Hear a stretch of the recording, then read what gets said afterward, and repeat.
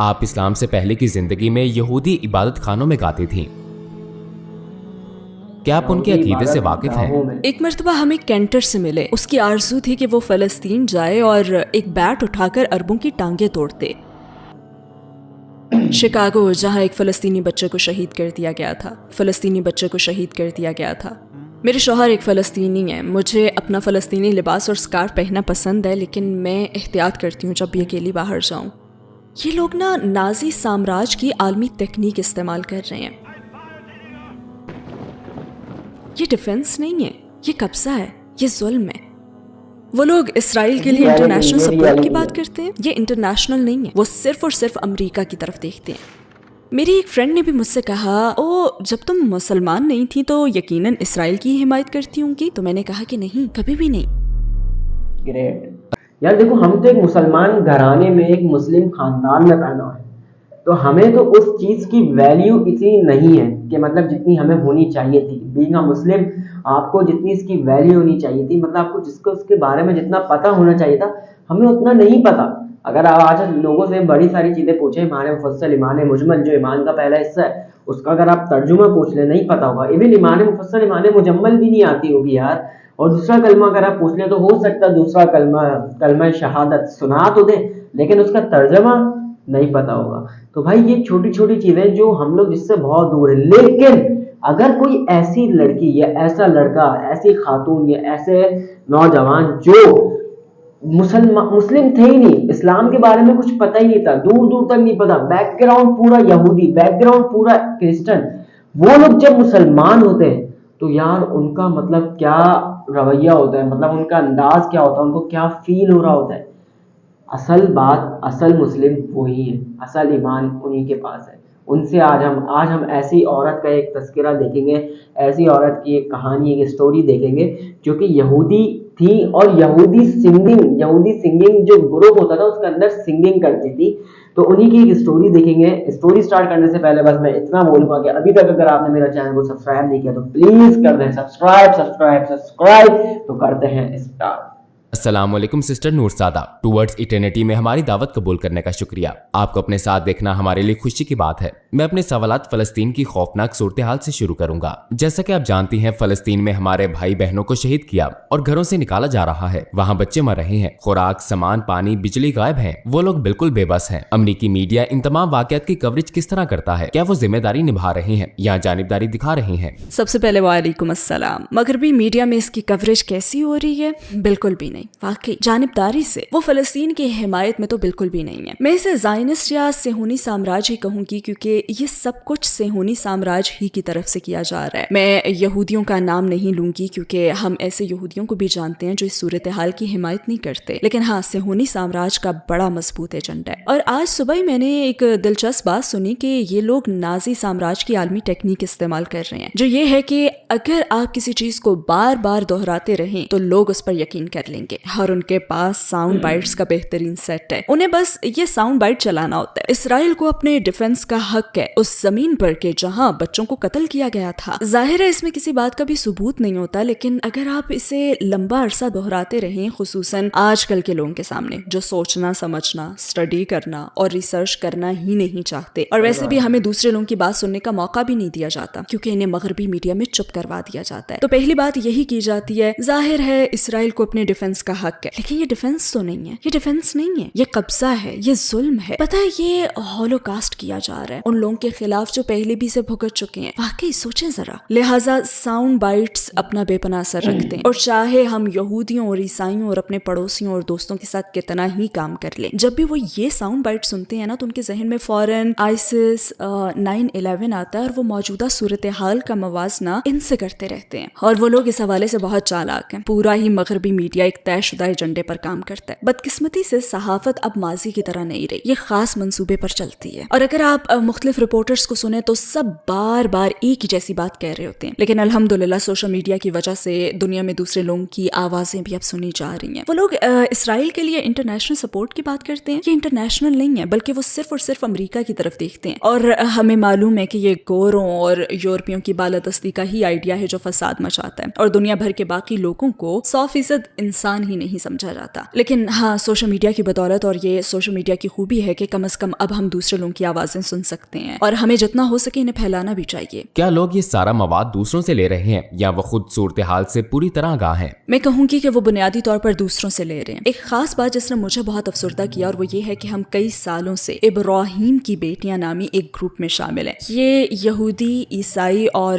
مسلمان بہنوں کی ایک شاندار کمیونٹی ہے. ہمارے درمیان محبت کا تعلق ہے. ہم مہینے میں ایک بار ملتے ہیں اور ایک موضوع چن کر اس پر تینوں مذاہب کے حوالے سے بات کرتے ہیں اور وہ مسلمانوں کے متعلق جان کرنا ہمیشہ حیرت زدہ رہتی ہیں کیونکہ وہ ان کے متعلق زیادہ جانتی ہی نہیں ہوتی. اور پھر اچانک سے 7 اکتوبر آیا اور وہ سب اسرائیل کی حمایت کرنے لگ گئیں کہ ہمیں مدد اور سپورٹ کرنی چاہیے. اور میں اتنی افسردہ اور تنہا رہ گئی کہ تم یہ بات ثابت یا رد کرنے کے لیے ہمیں 1 منٹ بھی دینے کے لیے تیار نہیں اور فوراً ہی ان کی باتوں پر یقین کر لیتی ہو. اور تم ہمیں جانتی ہو ہم پہلے بھی اس موضوع پر بات کر چکے ہیں. لہٰذا یہ بہت مایوس کن بات ہے. اور آج ہی رات ہماری میٹنگ ہے مگر میں نے کہہ دیا کہ میں نہیں آؤں گی کیونکہ مجھے بہت غصہ ہے. لیکن کچھ مسلمان بہنیں کہہ رہی ہیں کہ پلیز آپ کو آنا ہوگا. چونکہ میرے شوہر ایک فلسطینی ہے لہٰذا میں اس رشتے سے فلسطینی ہوں اور میری ساس اللہ ان پر رحم اکثر کہا کرتی تھی یہ پیدائشی فلسطینی ہے، ہم سب فلسطینی ہیں. میں ان کے مقصد میں ان کے ساتھ ہوں. میری ایک فرینڈ نے بھی مجھ سے کہا جب تم مسلمان نہیں تھیں تو یقیناً اسرائیل کی حمایت کرتی ہوں گی. تو میں نے کہا نہیں، کبھی بھی نہیں. مسلمان ہونے سے پہلے بھی میں نے صہیونی ایجنڈے کی حمایت نہیں کی. میں اسے ظلم اور ناانصافی ہی سمجھتی تھی اور اس سامراج کے لیے امریکی حمایت کو میں کبھی نہیں سمجھ سکی.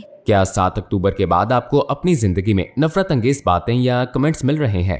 میں نے اپنی کسی فرینڈ سے ایسا کچھ سنا نہیں ہے. تاہم شکاگو میں خوفناک واقعہ ہوا ہے جہاں پہ ایک فلسطینی بچے کو شہید کر دیا گیا تھا. اس کے علاوہ الحمدللہ ایسا کوئی واقعہ نہیں ہوا اور ابھی تک کوئی شدید رد عمل بھی نہیں آیا الحمدللہ اب تک. لیکن ہمیں خبردار کیا جا رہا ہے کہ ہمیں محتاط رہنا چاہیے. ویسے مجھے اپنا فلسطینی لباس اور اسکارف پہننا پسند ہے لیکن میں احتیاط کرتی ہوں کہ جب اکیلی باہر جاؤں تو یہ نہ پہنوں. ہاں جب میں فنکشن یا فرینڈس کی طرف جاؤں تو انہیں پہنتی ہوں لیکن میں فلسطینی لباس پہن کر خود کو نمایاں کر کے باہر نہیں جاتی.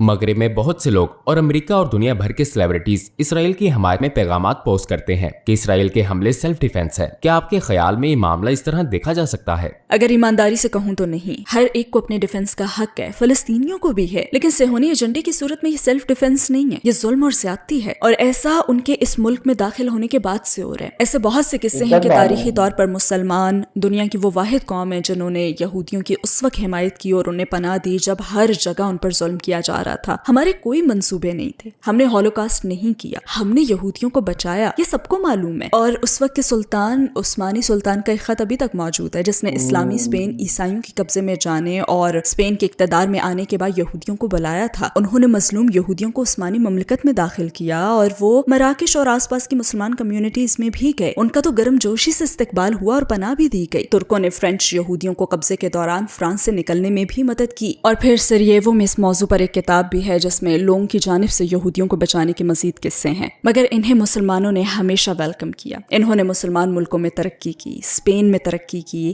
وہ عثمانی مملکت میں بھی آگے بڑھے. انہیں ہمیشہ ہی اپنی مرضی سے رہنے اور عبادت کرنے کی آزادی دی گئی. لہٰذا یہ بات بالکل ہی نامعقول ہے کہ صہیونی ایجنڈا خصوصاً مسلمانوں کے ہی خلاف کام کر رہے جبکہ صرف مسلمانوں نے ہی تو یہودیوں کو پناہ دی تھی. حقیقی قصے یہی ہیں کہ فلسطینیوں نے ہولوکاسٹ سے بچ جانے والے مظلوموں کو اپنے گھروں میں پناہ دی. میرے کمرے میں رہ لو، میں تمہیں لباس دوں گا، کھانا دوں گا. اور کچھ ہی عرصے بعد انہی یہودیوں نے انہیں گھر سے نکال کر خود گھر پر قبضہ کر لیا. میں ایسے گھرانوں کو بالکل جانتی ہوں، یہ کوئی بنی بنائی کہانیاں نہیں ہیں اور آپ اکثر انہیں سنتے بھی ہیں. انہیں اپنے ہی گھر سے نکال دیا گیا تھا. بلکہ ایک دفعہ میں نے یہ بھی پڑھا تھا کہ فلسطین میں نئے آنے والے یہودی رہائشیوں نے ایک بڑا تفصیلی ریکارڈ رکھا ہوا ہے کہ وہ اس ملک میں کیسے داخل ہوئے، وہ کہاں رہے، کس کے ساتھ رہے، اور انہوں نے یہاں رہنے والے فلسطینیوں کو غیر ملکیوں کا نام دیا ہوا ہے. اور یہ بھی کہ وہ ان سے بہت ہی طنزیہ انداز میں بات کرتے تھے جبکہ یہی لوگ در حقیقت ان کا خیال رکھ رہے تھے، انہیں کھلا رہے تھے، پال رہے تھے، انہیں رہائش اور لباس دے رہے تھے. جبکہ دن گزرنے کے بعد وہ اپنے جرنلز میں لکھتے کہ یہ غیر ملکی فلاں فلاں قسم کے ہیں اور ہم جلد ہی انہیں نکال باہر کریں گے. اور میں نے یہ ایک تاریخ دان سے سنا تھا، یہودی تاریخ دان سے. تو اس لحاظ سے یہ خوفناک مظالم کرتے ہوئے صہیونی کیا مائنڈ سیٹ رکھتے ہیں؟ آپ کے خیال میں ان کے دماغ میں کیا چل رہا ہوتا ہے؟ ان کا مائنڈ سیٹ کیا ہے, وہ کس چیز پر یقین رکھتے ہیں. واللہ عالم, مجھے نہیں پتا, لیکن صہیونی مذہبی نہیں تھے, یہ ایک سیاسی ایجنڈا تھا, یہ مذہبی ایجنڈا نہیں تھا. جیسے ہم صلیبی جنگوں وغیرہ کے بارے میں جانتے ہیں کہ یہ لوگ اپنے ناپاک عزائم کی تکمیل کے لیے مذہبی لوگوں کو استعمال کر رہے تھے. پاپس کو ملکوں کی ہوس تھی اور وہ یہ بھی چاہتے تھے, وہ بھی چاہتے تھے, لہٰذا انہوں نے ان غریب عیسائیوں کو بھیجا کہ جاؤ اور کافر عربوں سے لڑو. لہٰذا صہیونی خاص طور پر روایتی مذہبی چال چل رہے ہیں. آباد ہونے والے بہت سے یہودی روایتی مذہبی ہیں اور وہ انہیں بھیج رہے ہیں کہ ہمارے لیے جنگ لڑو, آباد کاریاں بڑھاؤ اور اپنے پڑوسی چند فلسطینی کسانوں کو ستاؤ اور تنگ کرو. تو مجھے نہیں معلوم, لوگ تو کہہ دیتے ہیں یہ ایک مقدس جنگ ہے, یہودی اور عرب ہمیشہ سے ایک دوسرے کو ناپسند کرتے ہیں, جو کہ بالکل جھوٹ ہے. وہ فلسطین میں ہزاروں سال امن سے رہے ہیں. آپ کو نا بس اس میڈیا مشین, مغربی میڈیا مشین سے دور رہنا ہوگا اور سوشل میڈیا کی طرف آنا ہوگا. ہم خصوصاً امریکہ میں کیا دیکھتے ہیں کہ اگر کوئی شخص کسی مسلمان کو جانتا ہو جو اس کا پڑوسی, ساتھی, ملازم ہو, کمیونٹی میں رہتا ہو, تو اس کے بارے میں اس کا خیال عام مسلمانوں سے بالکل مختلف ہوتا ہے. تو ظاہر ہے بطور مسلمان ہمیں نرمی سے مگر بھرپور انداز میں اس بارے میں, فلسطین کے بارے میں, وہاں کی صورتحال کے بارے میں اپنی آواز اٹھانی چاہیے. انہیں دوسرے فریق کی بات بھی سننی ہوگی. اچھا, آپ اسلام سے پہلے کی زندگی میں یہودی عبادت خانوں میں گاتی تھیں, کیا آپ ان کے عقیدے سے واقف ہیں؟ ہاں, کئی مرتبہ لوگ مجھ سے پوچھتے ہیں کہ کیا آپ غیر ملکی زبانوں میں سمجھ کر گا رہی ہوتی ہیں. ہاں, ظاہر ہے, سمجھے بغیر تو آپ الفاظ میں جذبات شامل نہیں کر سکتے نا. کسی بھی دوسری عبادت کی طرح وہ بھی خدا کی عبادت کرتے تھے اور کبھی کبھی تورات سے اپنے ماضی کی اور اپنے کارناموں وغیرہ کی داستانیں سناتے تھے. لیکن میں یہاں دو چیزوں پر بات کرنا چاہتی ہوں. ایک تو یہ کہ جب ان کی مقدس دنوں کی عبادات ختم ہوتی تو آخر میں وہ یہ کہتے کہ اگلا سال یروشلم میں. تو میں نے یہ جاننے کی کوشش کی کہ وہ کب سے ایسا کہہ رہے ہیں, کیا ابھی شروع کیا ہے اسرائیل بننے کے بعد سے یا پہلے سے. لہٰذا میں نے ریسرچ کی تو مجھے پتا چلا کہ انہوں نے 1500 صدی عیسوی سے یہ کہنا شروع کیا ہے, اور ان کے مطابق, در حقیقت تاریخ دانوں کے مطابق, یہ ایک تصوراتی بات تھی, یہ ایک تصوراتی جگہ کے لیے تڑپ تھی جہاں وہ ہزاروں سال پہلے رہا کرتے تھے. لیکن ہاں, روایتی مذہبی یہودی جو صہیونی سامراج کی حمایت نہیں کرتے نا, وہ آپ کو وہی بتائیں گے جو ہمیں قرآن سے پتا چلتا ہے. سورہ البقرہ میں ہے کہ انہوں نے اللہ کے ساتھ کیا ہوا معاہدہ توڑ ڈالا. یہ اللہ کے چنے ہوئے لوگ تھے, لیکن انہوں نے نافرمانیاں کر کے اور اپنے منمانے دین پر عمل کر کے اللہ کے ساتھ کیا ہوا معاہدہ توڑ دیا. لہٰذا جب حضرت موسیٰ علیہ السلام نے انہیں فرعون سے آزادی دلوائی تو انہیں واپس آنے کی اجازت نہیں ملی. وہ کئی سالوں تک صحرا میں, غالباً اردن میں بھٹکتے رہے. لہٰذا اس وقت کے لوگوں کو فلسطین میں کبھی داخل نہیں ہونے دیا گیا,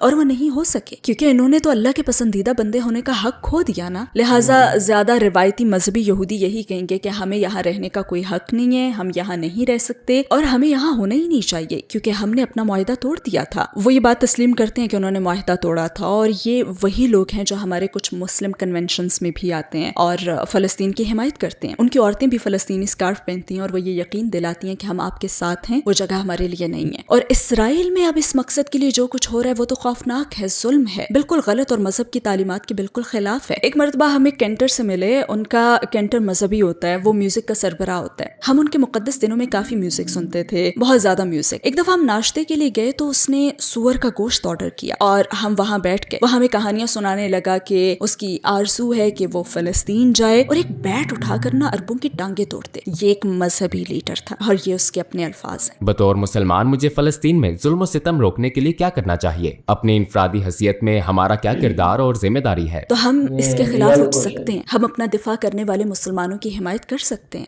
اور میرے خیال میں بطور مسلمان ہمیں حق کے لیے آواز اٹھانے والا ہونا چاہیے. ہمیں اپنی فیملیز, اپنے پڑوسیوں اور عام لوگوں کے سامنے اسلام کا نمائندہ بننا ہوگا. ہمیں اپنے دین کا واضح نمائندہ بننا ہوگا. ہمیں لفظی نہیں, عملی مسلمان بننا ہوگا. یعنی صرف نماز اور روزہ کافی نہیں ہے, کیونکہ ہمارے پڑوسی ہمارا نماز روزہ نہیں بلکہ ہمارا رویہ اور طرز عمل دیکھتے ہیں. وہ تو ہمارے کاروباری معاملات ہی دیکھتے ہیں, وہ لوگوں کے ساتھ ہمارا رویہ دیکھتے ہیں, وہ ہماری سخاوت, ہمارا احساس اور ہماری ہمدردی اور رحم دلی دیکھتے ہیں. لہٰذا ہمارے اندر یہ سب چیزیں ہونی چاہیے. اور ہمیں اسرائیلی جہنم میں بسنے والے ان بہادر اور قابل تعریف غازہ والوں کو ہر ممکن سپورٹ دینی چاہیے. بالکل یار, اگر وہ اتنی اذیتیں سہ رہے ہیں نا تو ان کا ایمان بہت مضبوط ہے, بے انتہا مضبوط. تو ہمیں آواز اٹھانی ہوگی. ہم کیا کر سکتے ہیں؟ ہم اپنے آرام دہ گرم گھروں میں رہ رہے ہیں. یونائٹڈ اسٹیٹس میں ہمارے پاس زندگی کی ہر سہولت ہے. ہمیں اپنا کردار ادا کرنا ہوگا جو کم سے کم یہ ہے کہ اپنی آواز اٹھائی جائے. یہ ان 3 کاموں میں سے ایک ہے جو ہمیں لازماً کرنا چاہیے. یا تو آپ اسے اپنے ہاتھ سے روکیں یا اپنی آواز سے یا کم از کم اپنے دل میں برا جانیں. لیکن میرے خیال میں اب دل میں برا جانے کا وقت تو نکل چکا ہے. ہمیں اب کچھ کرنا ہوگا یا کم از کم اپنی آواز تو اٹھانی ہوگی. میرے شوہر کا خاندان فلسطینی ہے اور اردن میں میری بہت ساری فرینڈز بھی فلسطینی ہیں. میری عرب فرینڈز فلسطینی ہیں. ہم سب کی شادیاں فلسطینی مردوں سے دوسرے ملکوں میں ہوئیں اور ہم سب کے شوہر فلسطینی ہیں. لہٰذا ہماری بہت سی چیزیں مشترکہ ہیں. اور میں آپ کو وہ خوفناک کہانیاں بھی سنا سکتی ہوں جب ہم فلسطین جاتی ہیں تو ایئرپورٹ پر سڑکوں پر اسرائیلی ہمارے ساتھ بھی کیسی بدسلوکی کرتے ہیں. سبحان اللہ, یہ آسان نہیں ہے مگر ہم جاتے ہیں. اللہ ہمیں فلسطین کے اچھے دن دکھائے. آمین. انشاءاللہ یا رب ہماری زندگی میں انشاءاللہ ہم بھی وہ دن دیکھیں. مگر پتہ نہیں ہماری زندگی میں یہ ہوگا یا نہیں, لیکن انشاءاللہ. تو یار جیسے کہ آپ نے دیکھا یار یہ ایک ویڈیو تھی اور یہ جو ریالٹی ہے نا دیکھو یہ ہوتی ہے جب آپ کا, جیسے میں مسلمان ہوں نا, میں جانتا ہوں اپنے ارد گرد کے بارے میں, میں جانتا ہوں مسلمس کے بارے میں, میں بتاؤں گا کہ بھائی ہمارے مسلمان بھائی کیسے ہیں. یہ اسرائیلی تھی, انہوں نے صحیح بتایا, اور کتنی مطلب اندر تھی. اسرائیلی عبادت گاہوں میں گانے گاتی تھی. جب یہ کنورٹ ہوں گی تو یہ ریالٹی بتائیں گی کہ اسرائیلی سوچتے کیا. اور اسرائیلی کے جو پرانے نا باپ اجداد وہ مانتے ہیں کہ بھائی ہم نے اللہ تبارک و تعالیٰ کا معاہدہ توڑا تھا, ہم یہاں پہ رہنے کے لائق نہیں ہے. مسلمانوں نے ہمیشہ ان کو سپورٹ کیا ہے. بس آخری دعا یہی ہوگی کہ یار فلسطینیوں کو اللہ اچھا وقت دکھائے, ان کی غیبی مدد کرے, اور ہمیں ہمیشہ فلسطینیوں کی طرح کھڑا ہونا چاہیے. تو بس بھائی یہی تھا میرا ریئیکشن. اگر آپ کو میرا ریئیکشن پسند آیا تو آپ کو پتہ ہے کیا کرنا ہے, like share comment and subscribe. باقی خوش رہو, بات رہو, بھی بچوں کے ساتھ اپنا بہت زیادہ خیال رکھنا. السلام علیکم ورحمۃ اللہ.